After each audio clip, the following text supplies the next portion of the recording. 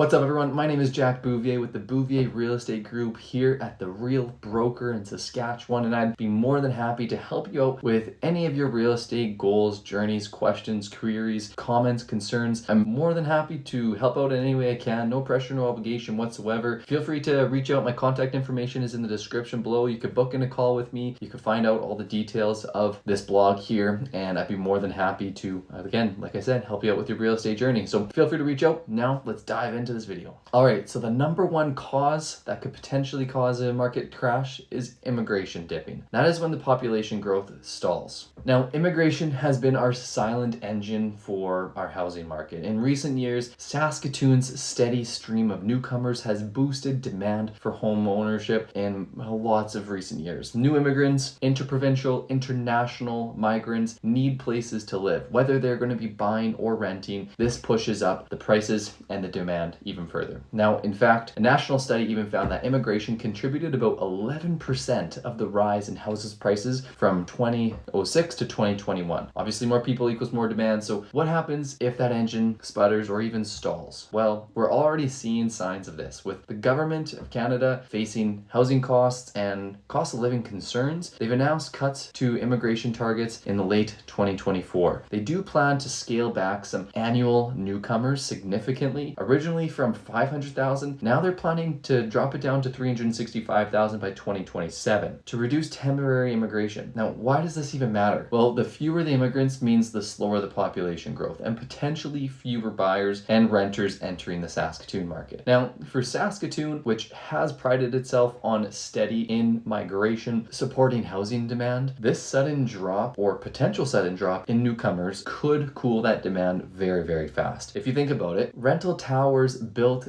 that are expecting an influx might sit half empty. Now, these home sellers would face even a smaller pool of buyers, and we only need to look at history for a clue. During the 2020 pandemic travel shutdown, major cities like Toronto saw a huge rental demand soften as immigration temporarily dried up. Now, with deliberate immigration curbs, the effect could be more prolonged. As our population growth begins to potentially moderate, it is crucially important to closely monitor the absorption rate. And what does that mean? Well, if fewer people move here, all the new apartments and houses being built might struggle to find occupants. Now, that is crucial for a builder and a developer because oversupply with weaker demand is going to put a downward pressure on the prices. Now, just keep an eye on the immigration policy and the population stats, because if you are a landlord or an investor, a dip in newcomers could mean longer vacancies, longer days on market, or incentive wars to attract tenants and buyers. Now, if you're a home seller, you may need to adjust pricing expectations when buyer demand isn't as fierce. However, the good news is Saskatoon is still one of the most relatively affordable cities in all of Canada and draws people from pricier provinces. But that advantage may shrink if the overall immigration falters. Now, the bottom line is that a crash could be triggered if immigration crashes, which is a trickle effect, but removing one of these key support pillars of our market may not be totally a possibility. It is still up in the air and it's not going to go away anytime immediate. Now, factor number 2 is the construction grinds to a halt. Driving around Saskatoon today, you'll see that there's cranes on the skyline, there's new subdivisions coming and expanding. Construction is booming, and for good reason. With resale listings low, new home sales jumped over 10% year over year as buyers turn to builders to find a home. There's also a record number of rental units going up, about 2,600 units underway, the most that our city in Saskatoon has ever saw. Now, so this building spree has been feeding a lot of our economy and providing a much needed supply. But now imagine that suddenly stops. A construction halt can signal a lot of trouble ahead. And why would building overall stop? Well, typically either demand dries up or developers can't make their projects viable due to potentially higher interest rates, overall costs, or just the market fears, the demand and supply. And we're already seeing an early warning signs nationally as housing starts in Canada plunged 25% in July 2025 versus a year before, as higher interest rates and economic jitters put some projects on a halt. Now, if builders in Saskatoon similarly pull back or projects get canceled or delayed, it can create a very dangerous ripple effect. The first ripple is that the jobs in the economy. Construction employs thousands of people. If projects stop, construction workers and trades won't have work and suppliers will all take a hit. Even in a tough national national job market, construction was one of the only sectors adding jobs in 2024, showing that how important it is. A wave of layoffs or business closures in construction could erode local spending and a lot of confidence feeding into the economy. The second ripple that could occur is the housing supply imbalance. Now, this one is tricky because if construction stops, then long term you'll eventually get an undersupply, which can prop up prices. But in the short term, construction halts, often followed by a period of overbuilding. These developers keep on building right up to the music stops, and then suddenly there are more new homes than buyers. So then these homes become unsold and they start to pile up and prices get slashed, and then that could trigger a rapid market correction. Just like we saw in the 2008 US housing crash, for instance. Construction didn't just slow down, it literally flat out collapsed. After years of overbuilding, builders just walked away from half-finished neighborhoods. And in Saskatoon's case, we must watch these 2,600 plus rental units that are coming to the market. And I don't suspect it to just totally stop, halt, and a bunch of empty half buildings to just be vacant. If we potentially see immigration and population growth and maybe slowing down, if demand now softens, we could see higher vacancy rates, we could see these rent drops. Developers might then put a pause or cancel on potential future projects, hitting the brakes hard. And with recent data showing that many Canadian cities are already failing to meet these new housing targets as projects are becoming delayed or shelved, then a construction freeze would be both a symptom and a cause of a crash. The symptom is because it means that developers sense that the downturn is nearby because it amplifies the job loss and the overall buyer pessimism. But some actionable insights here for you people who are watching. For home buyers, a slowdown in construction might mean that there's obviously going to be less inventory to choose from in a year or two, but the very near term, you might find crazy good deals on completed new home or a condo as builders try to sell some of the remaining stock. So sellers, be aware that if these new builds pause, your competition might actually decrease, which means that fewer brand new homes on the market, but overall buyer traffic could also thin out if the whole economy is slowing. Now, investors, if you're holding a pre-construction condo or a new build, have a plan B, because if you want to know if you can actually rent it out easily if you can't sell, check your builder's reputation and financial health. You want them to survive in a downturn and finish the project. And factor number 3, the biggest one, is just economic slowdown. When recession looms and confidence evaporates. The broader economy is the ultimate driver of housing markets. If people have jobs, steady incomes, and optimism about the future of the city, they buy home. And when that flips, layoffs, wage cuts, fear, housing demand can drive very fast. However, Saskatoon's economy right now is very robust. We've bolstered by a strong commodity sector such as potash, agriculture, energy, mining, a very low unemployment rate as well. Now, that's been a blessing for our real estate market, but economies move in cycles. And what if Saskatoon isn't so lucky next year? Who knows? I'm not saying it will. I have high optimism and I'm very bullish on the market, but let's just talk some scenarios. With higher interest rates implemented to fight inflation that have already cooled Canada's economy in certain places, by late 2024, Canada's unemployment rate jumped to 7.1%, the highest since 2016, which excluding the pandemic. Now, we lost over 100,000 jobs in just 2 months. So when people hear about job losses or worry, will I be next, or what will happen next, many of these potential buyers freeze their plans. Who wants to make the biggest purchase of their life when a paycheck feels uncertain? One CEO noted that home buyers aren't likely to commit to a big purchase if they're worried about their financial futures. These factors could moderate housing demand by putting downward pressure on some of these prices. And we're already seeing that moderation. In mid-2025, the national benchmark home price was down 3 to 4% year over year, which is correlating with that rise in unemployment and shaky consumer confidence. Now, consider Saskatoon. If a global or national recession were to hit, if commodity prices were to tumble,